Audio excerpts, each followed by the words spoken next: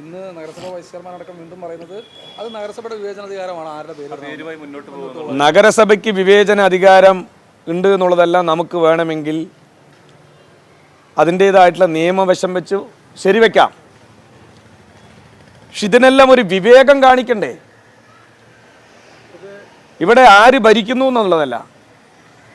BJP ഭരിച്ചാലും നാളെ CPM-ൻ്റെ ഭരണമാണെങ്കിലും കോൺഗ്രസിൻ്റെ ഭരണമാണെങ്കിലും നാടിന് യോജിക്കാത്തത് ചെയ്താൽ അതിന് ശക്തമായി എതിർക്കുക തന്നെ ചെയ്യും.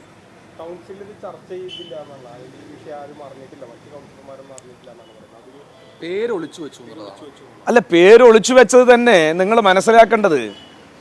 ഈ പേര് നിശ്ചയിക്കാൻ തുനിയുന്നവർക്കെതിരായി അകത്ത് തന്നെ വലിയ സംഘർഷമുണ്ട്. ഹെഡ് ഗേവറിൻ്റെ പേര് പാടില്ല എന്ന് BJP-ക്കകത്തൊരു കൂട്ടം ആളുകൾക്ക് ചിന്തയുണ്ട് എന്നുള്ളതിൻ്റെ ഒരു വലിയ തെളിവല്ലേ അത്? ഇപ്പോൾ ബോധപൂർവം ഒരു രാജ്യദ്രോഹിയുടെ പേര് നമ്മുടെ നാട്ടിലെ ഭിന്നശേഷി കുട്ടികളുടെ ഒരു സ്ഥാപനത്തിന് നിശ്ചയിക്കുക എന്ന് പറയുന്നത് ഒരു കാരണവശാലും ഈ നാടിനെ സ്നേഹിക്കുന്ന ഒരു മനുഷ്യനും അംഗീകരിക്കില്ല. ആ മനുഷ്യരുടെ വികാരങ്ങൾക്കൊപ്പമാണ് ഇടതുപക്ഷ ജനാധിപത്യ മുന്നണിയും DYFI-യും. നോക്കുക, അവര് എന്താ ചെയ്യാൻ പോകുന്നത് നോക്കുക. മാറ്റുന്നില്ലെങ്കിൽ പല വഴിയുണ്ടല്ലോ. ഇന്നലെ ഇപ്പോൾ DYFI-ൻ്റെ ഒരു സമരം നിങ്ങൾ കണ്ടില്ലേ? ഇപ്പോൾ പല വഴികളുണ്ട്.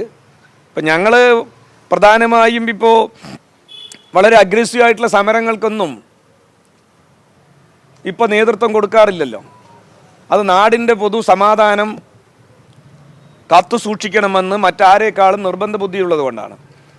പക്ഷെ എന്ത് താന്തോന്നിത്തരവും നാട്ടിൽ ചെയ്താൽ ഒരു പക്ഷേ DYFI-യും പൊതുസമൂഹവും ഇതിനു മുമ്പ് കണ്ട ഒരുപാട് തീക്ഷ്ണമായ സമരങ്ങളുണ്ട്. ആ സമരത്തിലേക്ക് തന്നെ ഞങ്ങൾ പോകും. അതാണ് പറയാനുള്ളത്.